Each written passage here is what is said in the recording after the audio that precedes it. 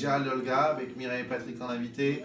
Dans quelques instants, on retrouve notre cher Alexandre Tarot sur Bach et Rachmaninoff. En attendant, du 30 mars au 3 avril jusqu'à François de Roubaix.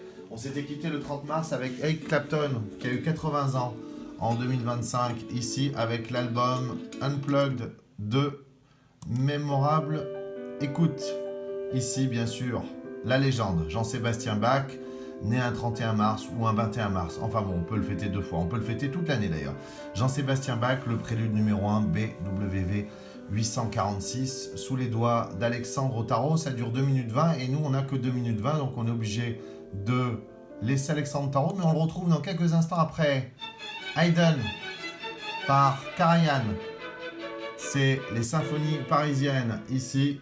Magnifique. Un bélier qui joue un autre bélier, voilà. Et ici, on vous recommande ce coffret. On vous recommande aussi Rachmaninoff par Alexandre Tarot. Et là, on va rester un peu plus que quelques secondes, parce que c'est un disque absolument magnifique. Et là, il y a la bande-annonce de chez Warner.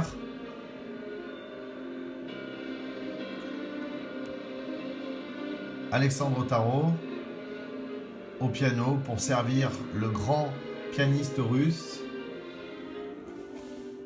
Rachmaninoff. Je rêvais d'enregistrer ce concerto numéro 2 de Rachmaninoff depuis toujours. Et puis voilà, l'occasion s'est présentée avec des musiciens que je désirais. D'une part, le Royal Liverpool Philharmonic, qui est une phalange extraordinaire pour cette musique russe. Et puis, Alexander Vedernikov, c'est un chef qui me fascine. C'est peut-être l'un des plus grands spécialistes de Rachmaninoff aujourd'hui. À écouter sans modération. Merci Alexandre Tarot. Allez, Gainsbourg pour le 2 avril face à Catherine Deneuve.